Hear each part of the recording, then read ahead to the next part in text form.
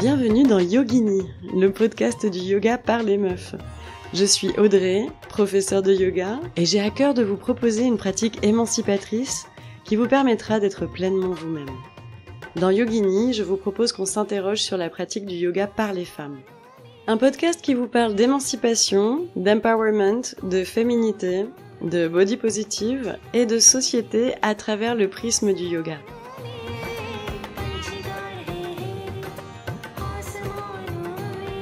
Et donc bienvenue dans ce deuxième épisode intitulé « Le yoga n'est pas un must-do ». Alors avant d'entrer dans le vif du sujet, permettez-moi en introduction de vous souhaiter une très très bonne année 2021. J'ai été assez discrète sur les réseaux sociaux concernant cette nouvelle année. J'ai vu tous mes confrères poster énormément de choses pour souhaiter la bienvenue à cette nouvelle année parce que on va pas se mentir, je pense qu'on a tous très envie de mettre 2020 derrière soi. Pour ma part, j'ai été assez discrète parce que sincèrement, je ne savais pas quoi dire. C'est-à-dire qu'en 2020, l'année dernière, lorsque j'ai écrit un article sur mon blog et dans ma newsletter pour souhaiter une bonne année 2020, j'ai parlé d'espoir, de renouveau, de purification. Alors c'est sûr qu'en fait oui, on est rentré dans du nouveau et il y a une forme de purification si on veut le regarder de cette manière-là. Mais en tout cas, au niveau espoir, oui, il a fallu en fournir beaucoup cette année. Alors que je pensais que justement, pour le simple fait qu'on était en train de rentrer dans une nouvelle décennie, on avait déjà de quoi se remplir d'espoir en tant que tel. Donc les choses ont été un peu plus compliquées que cela en 2020. Pour le moment, on démarre 2021 un peu dans la même veine que 2020 en ce qui concerne la situation sanitaire et politiquement, on n'a pas observé beaucoup d'évolution, au contraire, j'ai envie de dire. Donc l'espoir, oui, c'est évident qu'il y en a et qu'il faut en avoir et puis qu'on peut évidemment que se souhaiter le meilleur pour 2021. Mais c'est vrai que quand on a démarré une année comme celle de l'année dernière avec plein de projets pour cette année, on se dit bon, on va peut-être un peu calmer le jeu pour 2021 et simplement se souhaiter le meilleur. C'est-à-dire qu'en 2020, j'avais une programmation pour toute l'année, avec des retraites en Normandie, au Mexique, en Espagne. Bon, rien de tout cela n'a eu lieu. Après des projets, on continue à en avoir tous, on s'est tous adaptés plus ou moins à la situation, et je pense que ce qu'on peut se souhaiter sincèrement, c'est le meilleur. Le meilleur, c'est-à-dire le meilleur qu'on puisse faire sortir de cette situation. Il me semble avoir mentionné dans le premier épisode, le positivisme par-dessus tout ne nous fait pas forcément sentir super bien, parce que en fait on va avoir tendance à se dire que si on ne positive pas, eh bien on est en train de perdre quelque chose. Fabrice Midal en parle très bien dans une conférence de présentation de son dernier livre, Comment rester serein quand tout s'effondre. J'ai pas encore eu le temps de lire ce livre, mais en tout cas dans sa conférence il fait une différence très importante entre positivisme et espoir. Et cette notion me semble très importante parce qu'en fait le positivisme ça peut être une sorte de mentalité qu'on peut recevoir comme un ordre venant de cette société qui nous demande d'être toujours le plus productif et efficace. L'espoir c'est une notion beaucoup plus généreuse, beaucoup plus grande, beaucoup plus ouverte. Je vous invite à écouter cette conférence qu'il fait sur cette notion-là, elle est sur YouTube, je la mettrai sûrement en description de ce podcast. Mais en tout cas, voilà, moi ce que je vous souhaite vraiment pour 2021, c'est le mieux du mieux qui puisse vous arriver, quelle que soit votre circonstance, quels que soient vos projets, que cela se passe de la meilleure façon pour vous, mais je pense qu'on n'a pas grand-chose de mieux à se souhaiter pour 2021. Et à partir d'ici, je vais me positionner un peu à contre-courant vis-à-vis de la tendance fitness et bien-être concernant les débuts d'année. C'est-à-dire qu'il y a une logique marketing autour des bonnes résolutions qui est très forte en fait dans ces deux domaines et qui, à mon sens, peut être reçue comme une invective. C'est-à-dire qu'il y a toute une période de fin décembre, début janvier, où on nous martèle toutes les décisions qu'on devrait prendre pour l'ensemble de l'année. Alors moi je trouve qu'effectivement démarrer une année avec de nouvelles envies, c'est l'occasion de mettre un peu derrière soi certaines choses. Mais quand on rentre dans une logique de nouvelle année dans laquelle on se dit cette année il faut que je fasse ceci, cela, cette année il faut que je rentre dans nanana, je pense qu'en fait on sort de la bienveillance et qu'on se fait beaucoup de mal de cette manière-là. C'est pour ça que j'avais envie de faire un épisode dédié à cette notion de must-do qu'il peut y avoir dans le yoga à travers ce qu'on voit sur Internet, la manière dont on en parle en général dans les médias. Il y a un phénomène de mode dans le yoga qui fait qu'il y a de plus en plus de femmes qui se disent qu'elles devraient pratiquer le yoga sans être sûres réellement des bienfaits qu'elles vont pouvoir y trouver. Et donc, c'est là que j'ai envie de faire une mise en garde, c'est que les femmes sont toujours plus touchées par les phénomènes de mode, puisque le marketing de la mode en général leur est directement dirigé. Et ce même marketing passe souvent par la culpabilisation, en fait. Donc c'est pour ça que j'ai envie de questionner le phénomène de mode à l'intérieur du yoga, tout en étant parfaitement consciente que j'en fais complètement partie, en fait. Comme je disais dans le premier épisode, j'ai démarré il y a 6 ans en ayant commencé d'abord par la méditation. Et c'est sûr que c'était de très bon ton de voir que tout ça était en train de devenir à la mode, parce que moi j'étais vraiment tellement loin de tout ça que voir que finalement le discours de la mindfulness, du yoga, du bien-être et compagnie rentrait de plus en plus dans un dialogue médiatique, public, ouvert, faisait que ça m'a aidé à pratiquer encore plus, clairement. Cette mode m'a permise de me dire, ok, c'est pas fait que pour les shapers, c'est pas parce que je me mets à méditer et à faire du yoga que je vais me raser le crâne demain et parler de chakra à longueur de journée en chantant des mantras. Ça m'a permis de me dire que j'allais pouvoir rester à l'intérieur de ce monde moderne tout en pratiquant une méditation et un yoga qui me faisaient énormément de bien physiquement et mentalement. Donc le phénomène de mode, il aide d'une certaine manière, il aide en plus à avoir une offre conséquente, qui permet d'aller chercher ce qui nous convient le mieux. Donc en tant que prof de yoga, on peut pas réellement se plaindre qu'il y ait un phénomène de mode. Par contre, ce que j'ai envie de souligner, c'est combien à travers ça, derrière, il peut y avoir un phénomène de prosélytisme, dont j'ai été complètement un véhicule. C'est-à-dire que au tout début de ma pratique, dès que quelqu'un me disait qu'il allait pas bien, que ce soit physiquement ou mentalement, mon unique réponse était fais du yoga, fais de la méditation, fais du yoga, fais de la méditation, sans me rendre compte que c'était pas forcément la chose dont avait besoin cette personne-là, en fait, quoi. C'était mon truc à moi, et j'étais persuadée qu'il fallait que tout le monde en fasse. Je reste persuadée qu'on vivrait mieux dans un monde où tout le monde pratique du yoga. Mais après, on réagit pas tous à cette pratique de la même manière. Parce que je pense qu'il faut qu'on garde en tête le fait que le yoga, traditionnellement, originellement, c'est une voie philosophique qui entraîne une pratique et une ascète de vie très très très stricte. C'est une pratique qui vise à communiquer directement avec Dieu et qui inclut une vision de la vie et une cosmogonie qui est très très très très éloignée du monde dans lequel on vit concrètement. Donc à force de vouloir adapter cette tradition, adapter cette ascète de vie à notre vie moderne, on en fait un espèce de gloubi-boulga. Donc j'avais envie ici de refaire un petit point sur ce que n'est pas le yoga. Le yoga, je l'ai déjà dit, je le répéterai beaucoup je pense, ce n'est pas une pratique physique destinée à sculpter son corps. Il y a des formes de yoga qui vont, par la pratique et avec le temps, faire que oui, notre corps va rencontrer plus de force, plus de souplesse, mais à aucun moment ça doit être un but.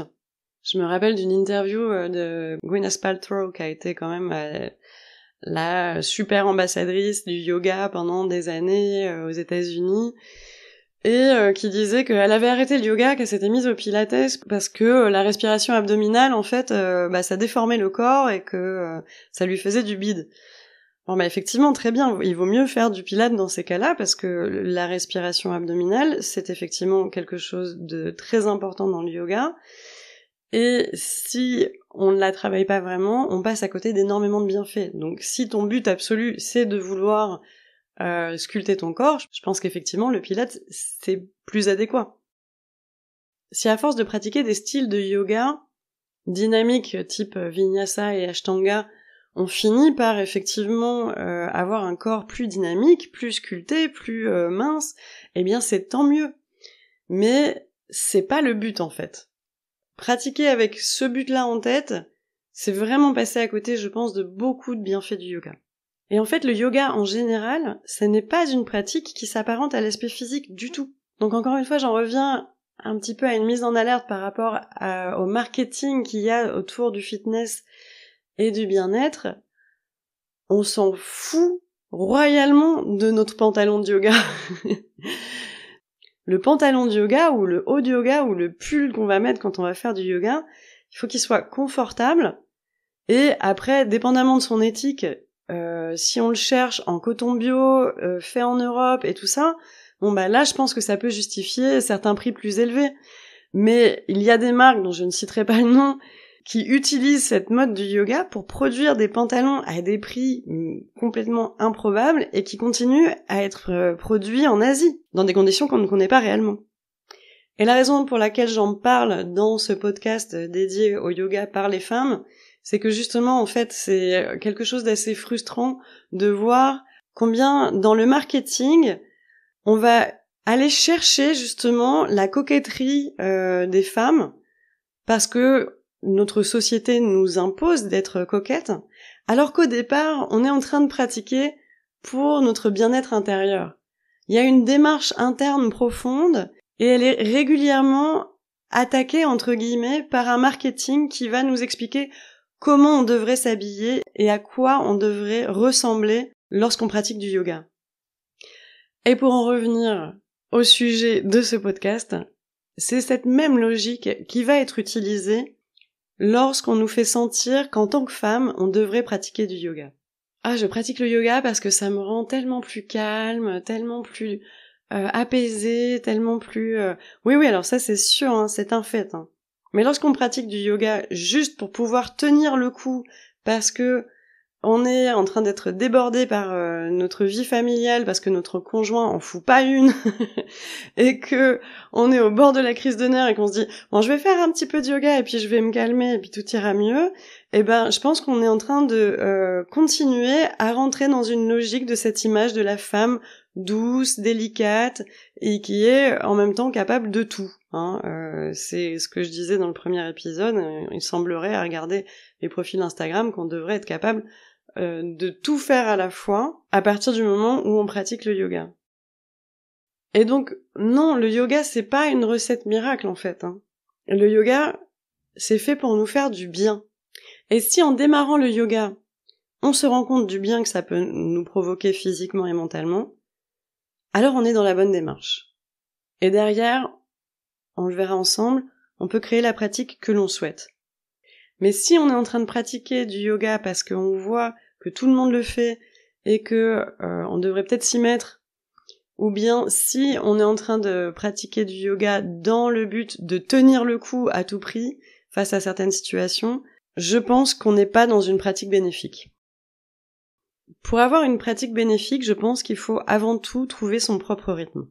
Comme je le disais en début d'épisode, début d'année, résolution, on va tous imaginer un calendrier parfait de comment on devrait mettre en place de nouvelles routines pour 2021. Et il y a un ensemble de publicités qui vont venir autour de ça pour vous dire comment mettre tout cela en place. Or, je pense que dans une logique de bienveillance envers soi-même, il faut rester profondément connecté à notre réalité. Si on trouve qu'on n'en a pas fait assez en 2020 et qu'on imagine que par miracle en 2021 on va pouvoir en faire plus, eh bien on est en train de rentrer dans une logique culpabilisante. Or, si on garde en tête que le yoga c'est fait pour se faire du bien, la culpabilité ne devrait pas avoir lieu en fait.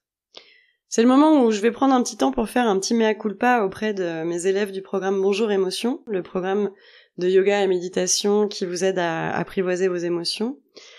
Parce que c'est un programme que j'ai designé sur 7 semaines, car chaque semaine est dédiée au bienfait d'un chakra en particulier. Il y a donc 7 chakras principaux. Et il me semblait que c'était une durée qui nous permettait de faire rentrer une habitude. On dit qu'il faut 21 jours pour faire rentrer une nouvelle habitude dans nos vies, et qui permettait une introspection intéressante. Sauf que, résultat, j'ai eu beaucoup d'élèves qui m'ont écrit assez rapidement « Je suis désolée, je suis à la bourre », ce qui est un terme que j'ai pu utiliser moi-même, et j'en suis désolée, parce que je l'ai utilisé avec légèreté, parce qu'en fait, au fond de moi, je ne considère pas qu'on est à la bourre quand on prend du temps pour rentrer dans un programme. Mais en tout cas, c'est comme ça que le percevaient certaines élèves, c'est peut-être comme ça qu'elles continuent à le percevoir. Et j'ai beaucoup entendu « Non, mais en plus, je comprends pas parce que je sais que ça me fait du bien, et du coup, je devrais m'y mettre plus, mais j'arrive pas à suivre le rythme des 7 semaines. » Donc, à toutes ces élèves-là, je m'excuse sincèrement. Je voulais sortir début janvier une nouvelle version de Bonjour Émotion, ça va me prendre un peu plus de temps finalement. Mais en tout cas, cette nouvelle version sortira avec des modules, et non pas des semaines. Des modules faits pour que vous puissiez voyager à travers ce contenu au rythme qui vous intéresse. Et non pas à vous obliger à avoir une pratique quotidienne comme je le conseillais, ou non plus hebdomadaire, si c'est trop compliqué dans votre emploi du temps. Il n'y a pas de raison de rentrer dans la culpabilité quand il s'agit de yoga. On n'a pas choisi la voie absolue du swami, on n'a pas décidé qu'on allait dédier notre vie entière au yoga. En tout cas, vous encore moins que moi. Moi, en tant que professeur, je suis forcément un peu plus dédiée. Mais vous, si vous pratiquez, si vous n'êtes pas professeur de yoga, il faut que ce soit pour votre bien. Je vous invite aussi à ne pas vous enorgueillir quand finalement vous arrivez à le faire. Quand vous êtes en train de vous dire « Waouh, trop bien, c'est super, j'ai pratiqué, ça m'a fait un bien fou, je suis trop forte d'avoir réussi à pratiquer. » Parce que là, on active l'ego, et là aussi, on s'éloigne en fait des bienfaits réels. Il faut trouver cet équilibre entre ne pas culpabiliser lorsqu'on n'arrive pas à avoir la pratique qu'on aimerait dans l'absolu, et ne pas s'enorgueillir quand finalement on arrive à le faire. Il faut simplement rester consciente de ce qui est bon pour nous. Trouver cet équilibre. Et surtout, par-dessus tout, encore une fois je cite Fabrice Midal, foutez-vous la paix. Il faut savoir observer quand est-ce que le yoga va être bon pour nous. Moi-même, en tant que prof de yoga, il y a des moments où je dis non, j'ai pas envie. Il y a quelque temps, il m'est arrivé quelque chose de vraiment pas cool, et je discute avec mon amie Julie, avec qui j'ai fait ma formation de prof de yoga en Inde, et elle me dit viens à mon cours, je t'invite à mon cours en ligne, rejoins-nous, ça va te faire du bien. Et je lui ai simplement dit non, tu sais, là, ce dont j'ai besoin, c'est de mater des séries en mangeant du chocolat. Et ça m'a fait du bien de pouvoir le dire à une prof de yoga, parce que je pense qu'on le sait toutes en tant que prof de yoga, il y a des moments où non, on a la flemme, nous aussi, en fait, quoi. Il y a des moments où il y a un bazar mental qui fait que non, on n'a pas envie de se confronter à ça. Je tiens à mettre en garde aussi sur les bénéfices que je vends moi-même de la méditation et du yoga. Allez observer ce qu'il y a dans son crâne dans des moments très très très très durs, c'est pas forcément le plus bénéfique pour tout le monde. Moi, ça m'a fait du bien à un des pires moments de ma vie. Après, si on a des tendances dépressives, voire suicidaires, enfin des dossiers psychologiques lourds, c'est pas forcément la meilleure idée d'aller regarder ce qu'il y a dans le profond du cerveau. Ça va être très difficile d'être simple observateur si tout ce qu'on observe, c'est profondément noir. Donc voilà, vous l'aurez compris, l'idée, par-dessus tout, c'est de garder en tête qu'on pratique pour se faire du bien. Et plus vous vous libérerez de cette culpabilité lorsque vous ne pratiquez pas, ou de cet orgueil lorsque vous arrivez à pratiquer, plus vous sentirez combien ça fait du bien. Et à partir de là, vous le trouverez votre rythme en fait. Le yoga n'est pas un must-do. Le yoga n'est pas une obligation. Le yoga, à mon sens, si vous voulez le pratiquer pour vous sentir vous-même, eh bien il faut que vous le pratiquiez à votre manière. Et je suis donc bien évidemment présente pour vous accompagner dans la mise en place de cette pratique. Je vous donne rendez-vous à partir de la semaine prochaine, tous les lundis à 19h en live sur Instagram pour la méditation entre déesses. Ce sont des méditations sans but religieux dans lesquelles on va tenter de se connecter aux caractéristiques des déesses hindoues pour pouvoir se sentir complet, pour pouvoir s'accepter dans son entièreté, dans sa dualité, dans un ensemble de choses que représentent très bien ces déesses hindoues.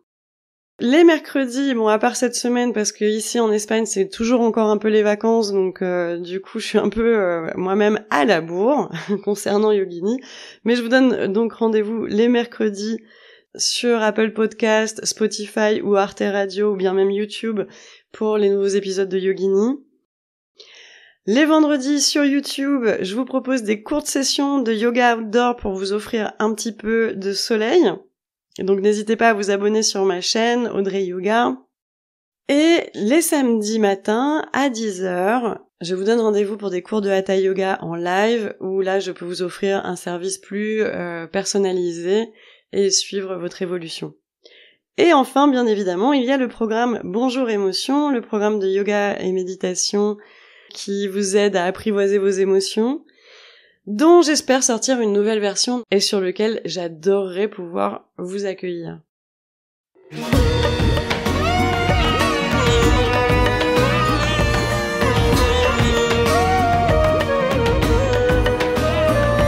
J'espère que cet épisode vous a plu. Je vous invite à le liker, le commenter ou le partager à partir de Spotify, Apple Podcast ou YouTube. N'hésitez pas également, ça m'aiderait beaucoup à mettre 5 étoiles sur Apple Podcast. Et n'hésitez pas également à vous abonner, quelle que soit la plateforme à partir de laquelle vous m'écoutez, pour continuer à s'interroger ensemble sur la pratique du yoga par les femmes. Je vous donne rendez-vous sur mon site internet audreyyoga.com pour découvrir mes cours du samedi matin à 10h, ainsi que Bonjour Émotions, mon programme de yoga et méditation en ligne qui vous aide à apprivoiser vos émotions. Bref, pratiquons ensemble et soyez vous-même.